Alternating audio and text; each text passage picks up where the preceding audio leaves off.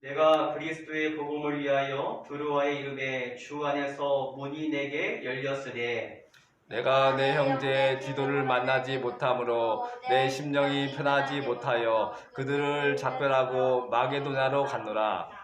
항상 우리를 그리스도 안에서 이기게 하시고 우리로 말미암아 각처에서 그리스도를 아는 냄새를 나타내시는 하나님께 감사하노라.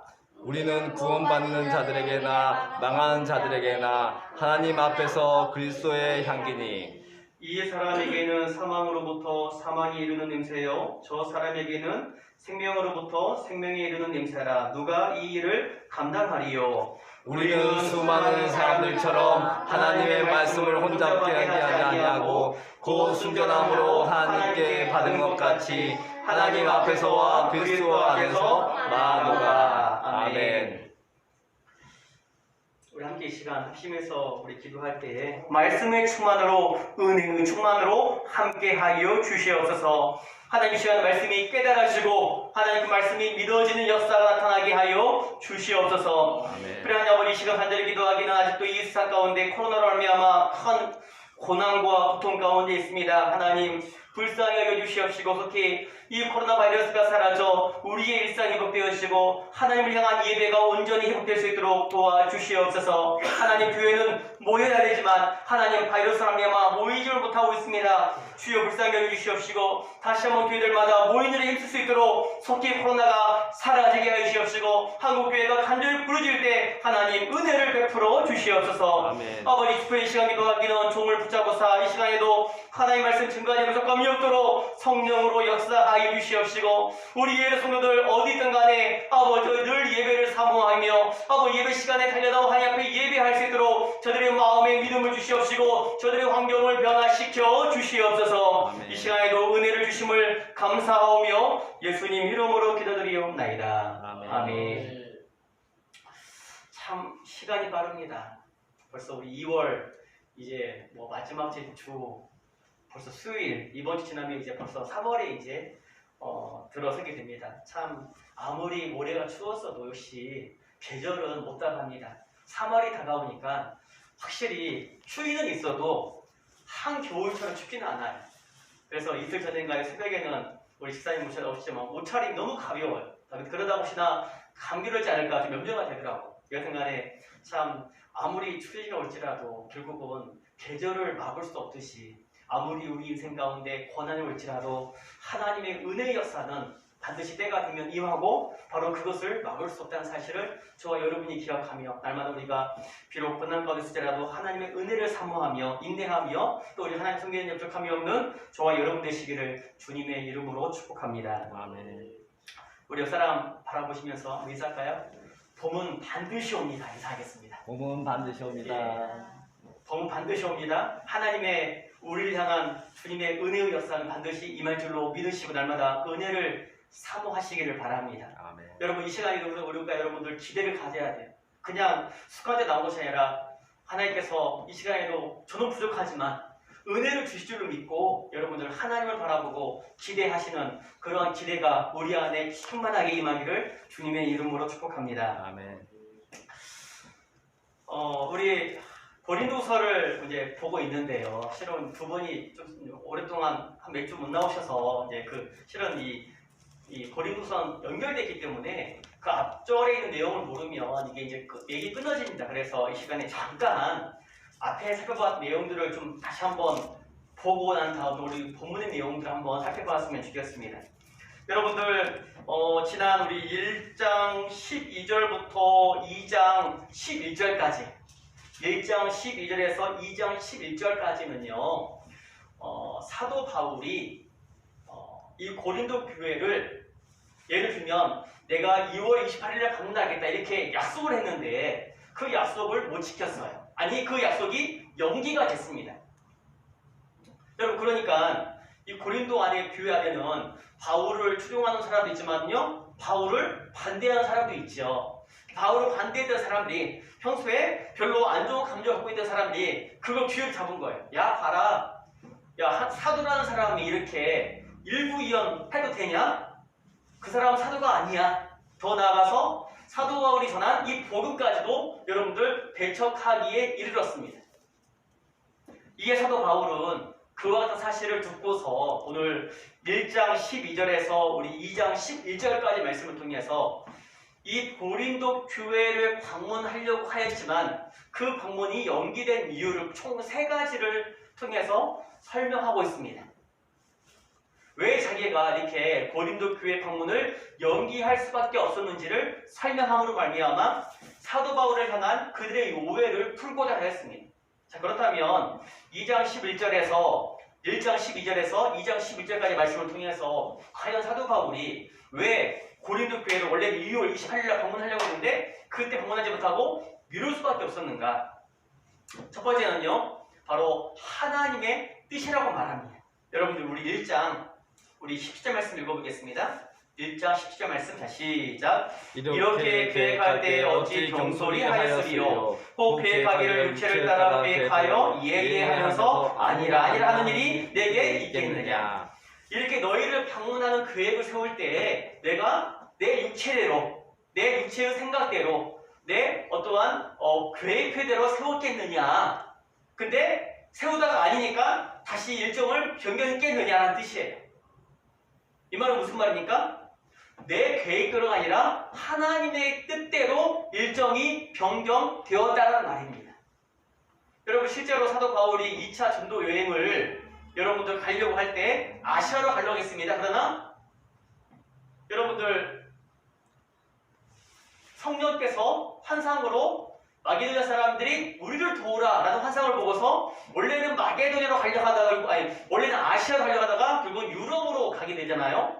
여러분 이처럼 사도 바울의 계획은 내가 너희를 언제 방문을 하려고 했는데 하나님의 뜻이 그것이 아니다 보니까 내가 일정을 변경할 수밖에 없었다. 그래서 여러분들 우리 22절 말씀 보니까요. 또 그가 또한 우리에게 인치시고 보증으로 우리 마음에 성령을 주셨느니라. 다시 말하면 내 안에 계신 성령께서 바로 너희들을 향한 이 방문의 계획들을 바로 이렇게 일정이 변경되는 하나님의 뜻에 순종하다 보니 그 일정이 변경될 수밖에 없었다. 다시 말하면 자신의 어떠한 상황에 따라서가 아니라 하나님의 말씀에 순종하는 그 뜻에 순종하다 보니까 일정이 변경될 수밖에 없었다라고 말합니다. 여러분 두 번째 이유는요, 바로 고린도 교회 성도들을 아끼기 때문이었습니다. 우리 함께 23절 말씀 읽겠습니다. 자, 시작. 내가 내 목숨을 걸고 하나님을 불러 증언하게 하시니 내가 다시 고린도에 가지 아니한 것은 너희를 아끼려 합니다. 사도 바울이 그 일정대로 고린도 교회를 방문하지 않는 이유는 내가 너희를 아끼려 합니다.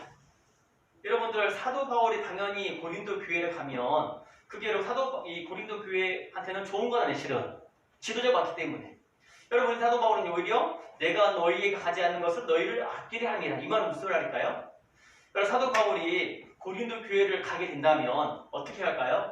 그 문제를 일으킨 사도 바울 대적한 사람들을 사도 바울이 징계하고 여러분들 권징할 수밖에 없었습니다. 매를 가지고 갈 수밖에 없었단 말이죠. 그러나 난 너희를 아끼기 때문에 내가 너희를 향하여 매를 들고 가기 전에 회개하기를 원한다는 뜻입니다. 예를 들면 아이가 잘못했어요.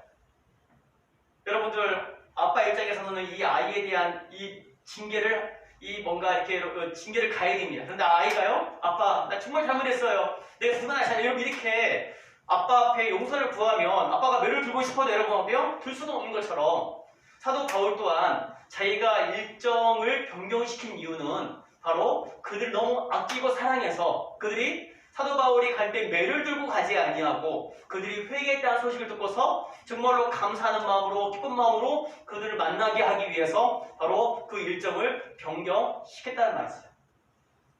세 번째 이유는 우리 2장 2절 말씀 읽겠습니다. 자, 시작. 내가 다시는 너희에게 근심 중에 나아가지 아니하기로 스스로 결심하였노니.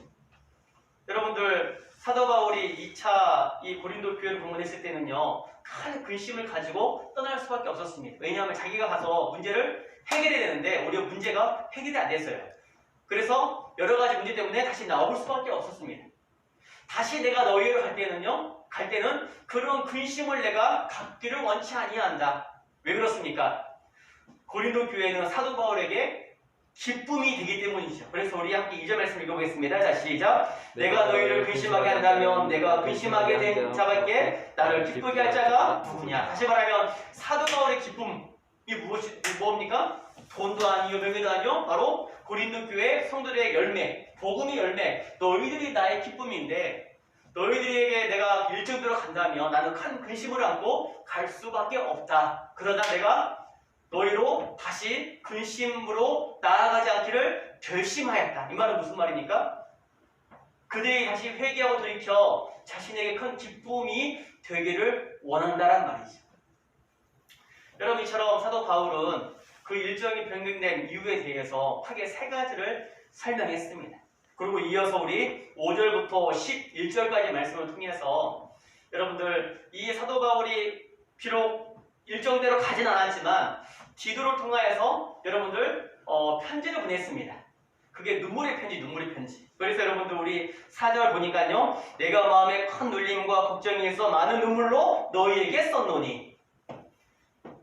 비록 사도 바울 일정대로 가지 못했지만 디도를 통해서 여러분들 눈물의 편지를 보냈습니다. 그런데 감사하게도 고린도 교회 성도들이요. 사도 바울의 이 눈물의 편지를 읽고서 회개합니다. 그리고 교회 안에 분란을 일으켰던 사람들을 징계합니다. 여러분들 5절부터 여러분들 11절까지는 그런 교회 안에 그런 징계로 말미암아 교회가 화평해졌는데 사도 바울은 그 징계당한 자들을 향해서 건증당한 자들을 향해서 용서하고 사랑을 나타내 보이라고 말합니다. 그 이유가 무엇입니까? 우리 함께 7절 말씀 읽어보겠습니다. 자, 시작. 그런즉 너희는 차라리 그를 용서하고 위로할 것이니 그가 너무 많은 근심에 잠길까 두려워하노라. 여러분, 교회에서 행하는 징계나 여러분들 권징은요, 무자비한 용서가 없는 자비가 없는 권징이 아니에요. 회개하고 돌이키며 받아들이는 것이 바로 여러분들 교회의 권징이요, 교회의 징계입니다. 세상은요, 법대로 합니다. 법대로. 너 사람 때렸어? 그러면은 1년 징역. 여러분, 그런 교회는 그 사람이 돌이키고 진짜 회개하면 사랑으로 용서하고 받아주는 거예요. 왜냐하면 그러지 않았을 경우에 그 영혼이 근심에 잠길까? 이 말은 무슨 말입니까? 결국 교회를 떠나게 될까? 그리스도의 꿈을 떠나게 될까? 염려하기 때문이라고 말합니다. 여러분, 그러니까 교회는요, 징계를 가해도, 권징을 가해도, 여러분, 사랑 안에서 그 죄는 책망하되 그 영혼은 돌이키게 하기 위해서 그런 마음을 가지고 교회가 권징을 실시해야 된다는 사실을. 그래서 당시 사도 바울을 반역했던 많은 사람들에 대해서 교회가 권징을 가했고, 그런 사도 바울은 그들이 돌이켰으면 그들에게 사랑을 보이고 그들을 용서하고 그들을 받아들여라 라고 이렇게 권면하고 있습니다. 여러분, 이제 우리가 읽은 2장 12절부터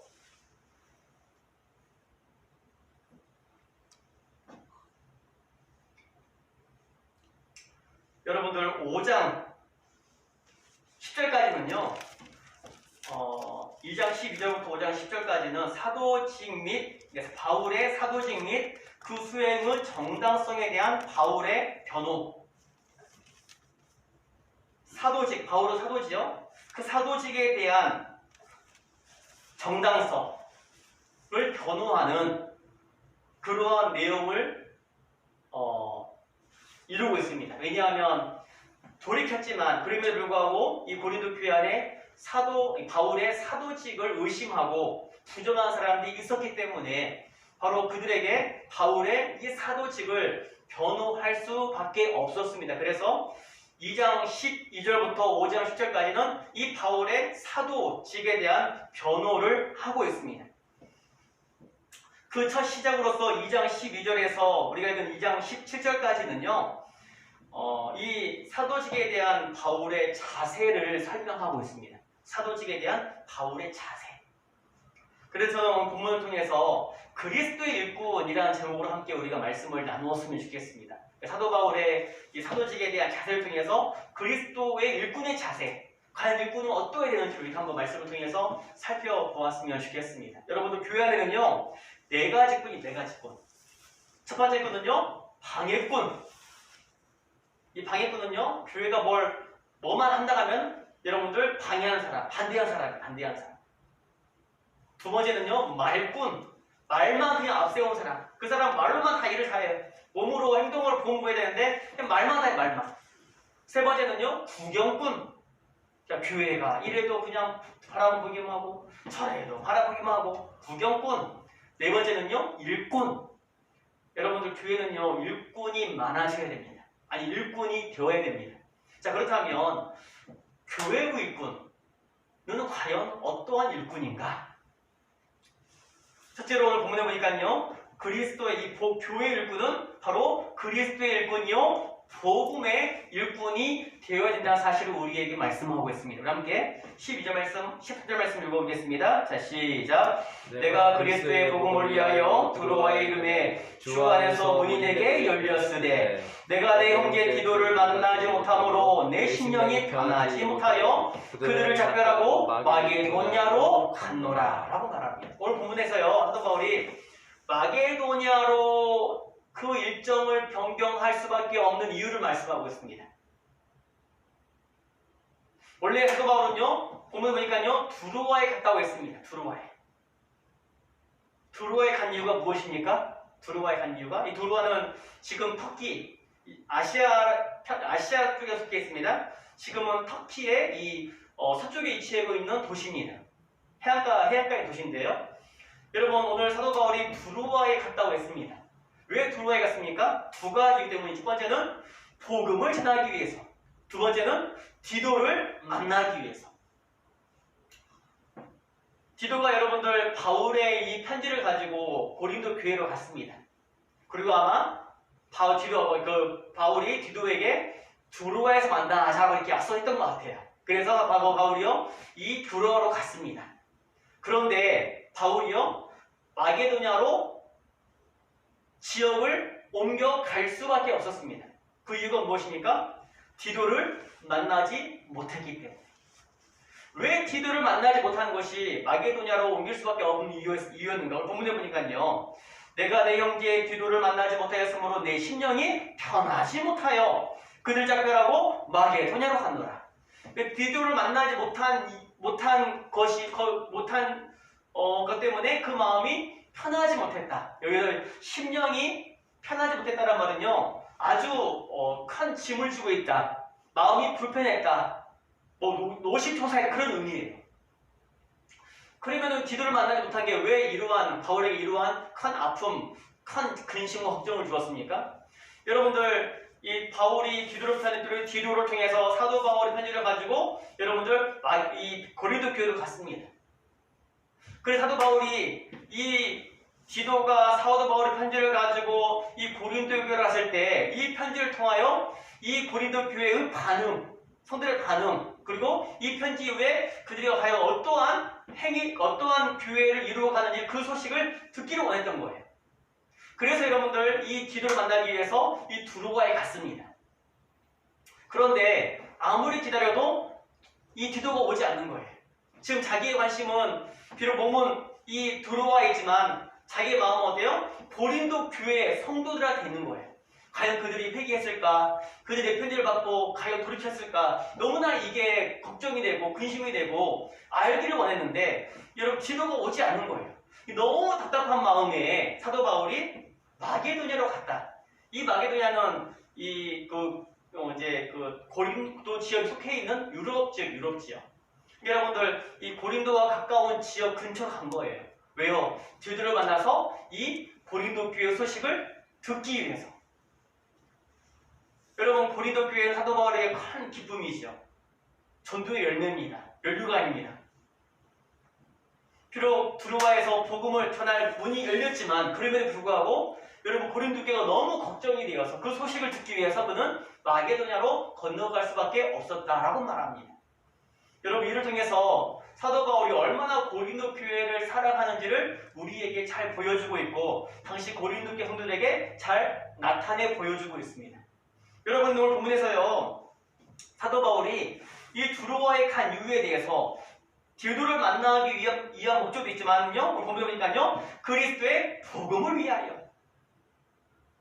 다시 말하면 두로아에 그리스도의 복음을 전하기 위해서. 그래서 오늘 본문에 보니까요, 두로아 이름의 주하에서 문이 내게 열렸다. 복음의 문이 열렸다. 닫힌 게 아니라 하나님께서 복음을 전할 수 있도록 그 문을 열어주셨다는 말이에요. 여러분 얼마나 시인합니까? 여러분 사도 바울은 이처럼 어디를 가든지 바로 그리스도의 복음을 전하기 위해서 그는 다녔고 살았습니다. 사도 바울은 주님께로부터 사도로 부르심을 받은 이후부터 그는 오직 이 그리스도의 복음을 전하기 위해서 살았습니다. 심지어는 여러분들 사도행전 20장에 보니까요, 이 은혜의 복음을 전하기 위해서는 나의 생명도 조금도 아까운 것으로 여기지 아니하노라. 여러분 사람에게 생명이 가장 중요하잖아요. 돈보다 더 중요한 게 생명이잖아요. 그래서 사도 바울은요, 이 생명조차도 내가 아까워하지 아니한다. 뭐 때문에요? 이 은혜의 복음을 전하기 위해서는. 여러분 사도 바울이 이렇게 말했을 때 그냥 듣기 좋으라고 한 말이 아니에요. 당시 이 말이 나오게 된 배경을 보니까요, 사도 바울이 예루살렘으로 가기 전에 여러분들 밀레드에서 에베소 장로들을 만납니다. 여러분 이때 여러분들 성령을 통하여서 여러분들 사도 바울이 예루살렘에 가면 큰 환난을 당할 것임을 여러분 듣게 됩니다. 이때 여러분들 사람들이 모여가지고 사도 바울 보고 예루살렘에 가지 말라고 부탁합니다.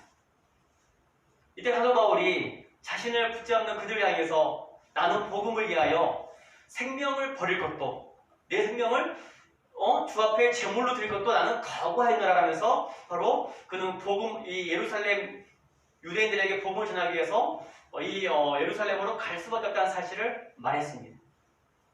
여러분 이 시간 사도 바울은 이 복음을 위하여 살았고 복음을 위하여 그는 자신의 인생을 하나님께 드렸습니다. 그리고 그는 마지막 죽는 순간까지 그는 그 복음을 위해 살다가 여러분들 이 복음 때문에 순교의 제물이 되었음을 우리에게 말씀하고 있습니다. 여러분 이 시간 사도 바울은 사도로 부르심 받은 이후에 그는 오직 이 그리스도의 복음을 위하여 살았다는 사실을 우리에게 말씀하고 있습니다. 여러분들 마찬가지로 성도로 부르심 받는 사람 다도요 하나님의 종이에요. 다만 저만 종이 아니에요. 저만 우리 보통 목사를 하나님 종이라 하는데요. 여러분 저만 종이 아니라 하나님께로부터 부르심 받은 모든 사람은요 하나님의 종이에요. 하나님의 종. 하나님의 일꾼. 자 그렇다면 저와 여러분들에게도 동일하게 복음을 위하여 살아야 된다는 사실을 우리에게 말씀하고 있습니다. 복음을 위하여. 단순히 교회만 왔다 갔다 하는 것이 아니라 바로 하나님께서 저와 여러분을 통하여서 여러분들 이 생명의 복음이 전해지기를 원한다는 사실을 믿으시기를 바랍니다. 여러분 그래서 사도행전 마가복음 16장에 기록하기를요 너희는 온 천에 다니며 만민에게 복음을 전파하라 라고 말씀하고 있습니다. 사도 바울만이 이 복음의 사명이 있는 것이 아니라 여러분 저와 여러분 하나님의 종인 저와 여러분들에게도 이 복음의 사명이 있음을 믿으시기를 바랍니다. 다시 말하면 하나님의 종 교회의 여러분 일꾼은요 바로 복음을 위해서 우리가 일하고 살아야 됩니다. 여러분 그래서 여러분들 가정에서 여러분들 복음을 전하는 선교사, 여러분 직장에서 여러분들 복음을 전하는 선교사, 여러분들 사업을 해도 여러분들 우리가 복음을 위한 여러분들 사업가가 되어야 되는 것이에요. 우리의 모든 목적은 바로 하나님의 복음을 전하기 위해서 바로 저와 여러분이 지금 이 땅에서도 우리가 살아가야 할 이유라는 사실을 저와 여러분이 기억하시기를 바랍니다. 이것을 잃어버리면요 단순히 그냥 교회만 왔다 갔다 하는 종교인이 될 수밖에 없습니다. 그러나 그리스도의 복음을 확신하고 그 감격에 살아가는 사람은 여러분들 내가 억지로 하는 것이 아니라 여러분들 자원해서 여러분들 이 복음을 위하여 살아갈 수밖에 없습니다. 왜요? 복음을 하면 내가 구원받다 하시를 인정하는 사람, 확신하는 사람은 이 복음을 전할 수밖에 없는 사람이 없죠. 만약에 여러분들 사막에서 여러분들 이 목이 말라가지고 있는 사람들이 물을 찾고 있는데 내가 여러분들 사막 오아시스 발견했어요. 여러분 그러면은 나만 먹고 말겠습니까? 내가 사랑하는 가족들, 친척들, 주위 사람들 불러오겠습니까? 당연히 가서 여기 오아시스겠다 여러분 알릴 거 아니에요? 여러분 우리가 복음의 능력을 받았다면 은혜를 받았다면 마땅히 우리는 이 복음을 전하는 삶을 살아가야 돼요. 이것이 바로 교회의 일꾼이에요. 과연 나는 이 복음을 위해서 어떠한 삶을 살고 있는가? 가정에서, 직장에서, 또 나의 삶의 모든 영역에서 나는 과연 복음을 위해서 무엇을 어떻게 하며 살아가고 있는가? 여러분 한번 우리의 삶을 한번 여러분들 점검해 보시기를 바랍니다. 하나님께 나를 복음의 전도자로, 복음 전파의 사명자로 우리를 부르셨는데 과연 나는 이 복음을 전하는 이 사명을 현재 어떻게 감당하고 있는가?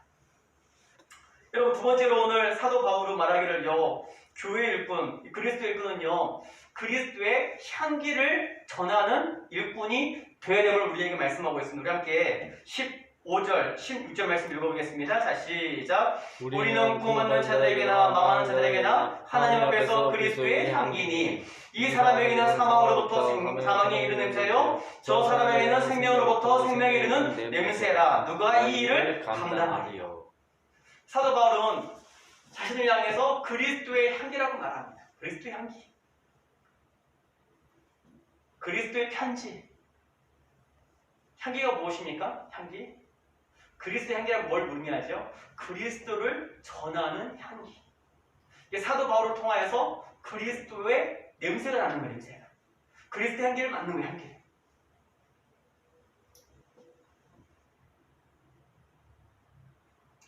바로 이 향기는 생명의 향기입니다. 생명의 향기. 왜요? 이 향기를 받아들인 사람은 생명을 얻고 이 향기를 거부한 사람은 사망이 그 위에 있기 때문이죠. 여러분 그래서 그리스도의 향기는 결국 무엇입니까? 생명의 향기, 생명의 향기. 어느 날 학생이 택시를 탔는데 어떤 할머니와 합성하게 되었습니다.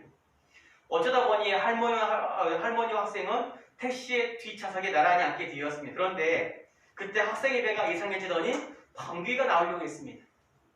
학생은 신경을 곤두세우고 힘을 주어 참았지만 몇 번을 그렇게 했는데 더 이상 참을 수가 없어 방귀를 뀌기 일보 직전이었습니다. 학생은 아직 나이가 어려서 수줍이 많았고 소리나게 방귀를 낄 자신도 없었습니다.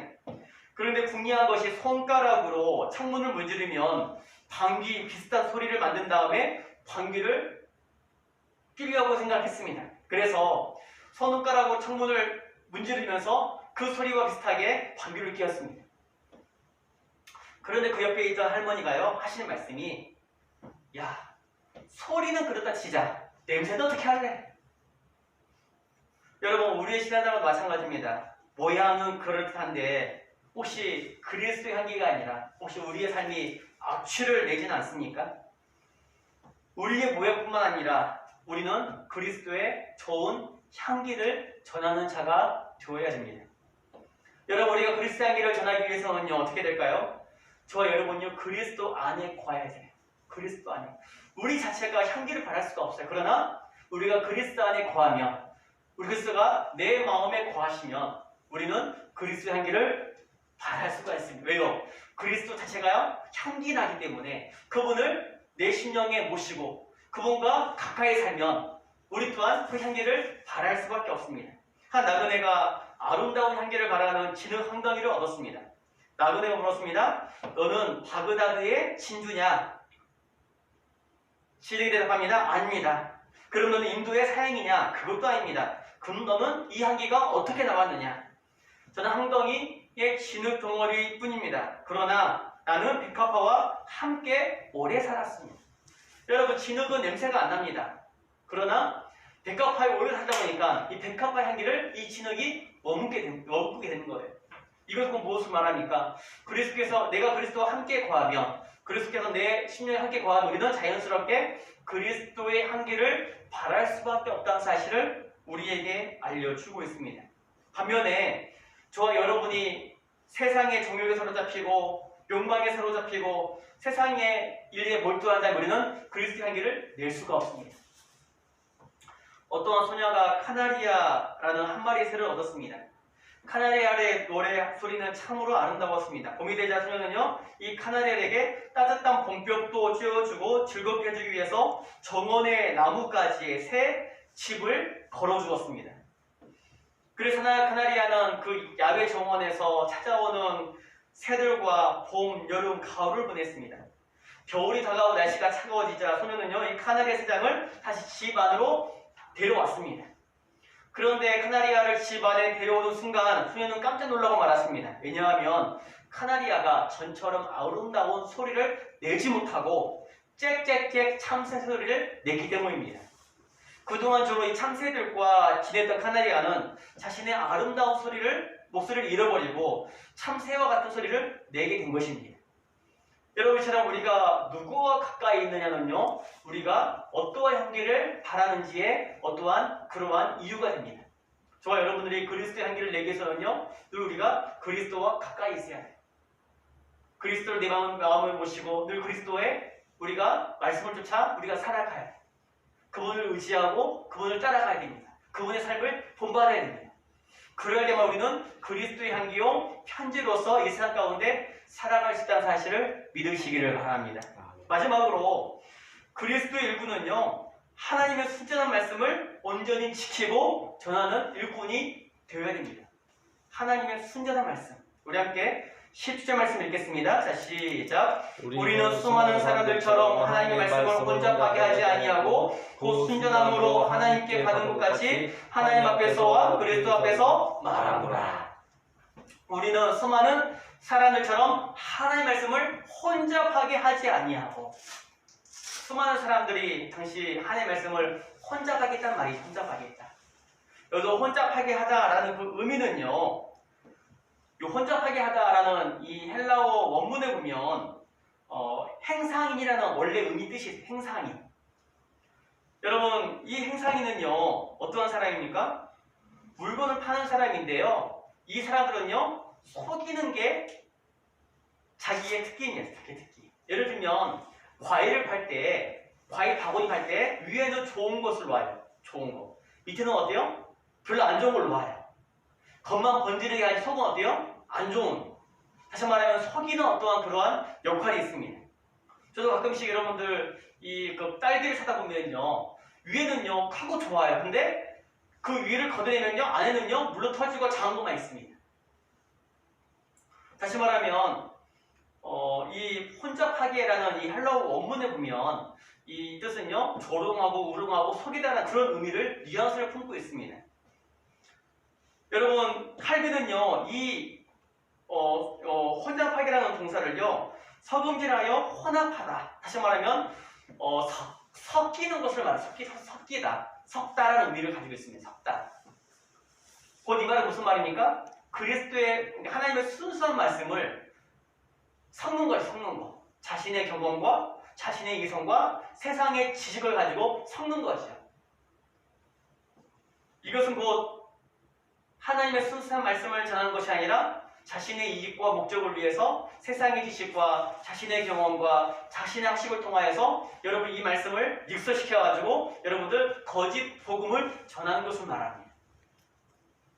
당시 여러분들 초대교회 때는요 많은 이단들이 많았습니다. 왜냐하면 그때는 신학이 정립이 안 됐기 때문에 여러분들 각 사람들마다 자기 나름대로의 복음을 전했어요. 그 가운데는요 여러분들 나쁜 의도를 가지고 또는 성령이 아닌 악령에 붙잡혀가지고 여러분들 그리스도의 복음을 변질하는, 다른 복음을 전하는 사람들이 많았습니다. 그래서 오늘 본문에서도요 우리는 수많은 사람들처럼 하나님의 말씀을 혼잡하게 하지 아니하고. 자, 그렇다면 그리스도의 일꾼은 어떤 일꾼이 되어야 되는가? 곧 순전함으로 하나님께 받은 것 같이 하나님 앞에서 그리스도 앞에서 말하노라. 이 말은 무슨 의미입니까? 순전한 말씀, 순전한 하나님의 말씀을 전해야 되는 말이죠. 다시 말하면 말씀에 내 생각이나 세상의 어떠한 원리를 가져다가 전하는 것이 아니라 순수하게 하나님의 말씀 그대로를 바로 전하는 자가 그리스도의 일꾼이요, 바로 우리가 그런 일꾼이 되어야 된다는 사실을 말씀하고 있습니다. 다시 말하면 저와 여러분들이요 하나님의 일꾼으로서 진리를 지키고 진리를 전하는 자가 되어야 돼요. 여러분들, 바른 교회의 표지, 과연 어떠한 교회가 바른 교회인가? 세 가지 표지가 있습니다. 첫 번째는요 권징의 시시, 두 번째는요 성례의 정당한 시행, 다시 말하면 세례와 그리고 성찬을 해야 돼요. 이거 하다면 여러분들 잘못된 교회입니다. 세 번째가요. 말씀의 신실한 전파. 이 말씀의 신실한 전파라는 의미는요. 말씀을 가감없이 순수하게 여러분들 전해야 된다는 말이에요.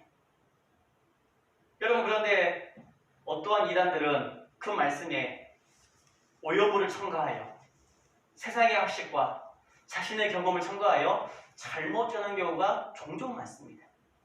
여러분 그러나 그리스도의 일꾼인 사람들은 바로 이 진리를 지키고 더 나아가서 이 바른 진리를 전파하는 일에 힘쓰는 자가 되어야 된다는 사실을 오늘 사도 바울은 저와 여러분들에게 말씀하고 있습니다. 여러분 과거에 우리의 믿음의 선배들은 이 진리를 지키기 위해서 여러분들 목숨을 걸고 싸웠습니다. 왜냐하면 진리가 무너지면 우리의 신앙생활도 무너지기 때문이에요. 진리가 무너지면. 여러분 지금도 이 세상은요 진리전쟁이에요. 진리전쟁. 이 세상은 변해갈수록 진리를 인정하지 않습니다. 다시 말하면 상대성을 강조합니다. 야 그것도 맞지만 우리 것도 맞아. 그래서 여러분들 다원주의. 뭔가 여러분들 우리 거가 옳다 이거 안 맞는 거예요. 너네 것도 인정하지만 우리 것도 인정해줘라. 여러분 이게 여러분들 다원주의 사회입니다. 여러분 그러나 성경은 반드시 진리는 오직 하나밖에 없어요. 오직 하나님 말씀만이 진리라는 사실을 우리에게 말씀하고 있고 바로 그리스도의 끈은 이 진리를 지키고 또 이 진리를 전하는 자가 바로 그리스도의 일꾼이라는 사실을 저와 여러분들에게 말씀하고 있습니다. 저와 여러분들은 오늘 사도 바울이 말한 것처럼 바로 복음의 일꾼으로 또 그리스도의 향기로서 우리가 복음을 전하고 복음을 지키는 그러한 자가 되기를 주님의 이름으로 축복합니다. 아멘. 기도하겠습니다.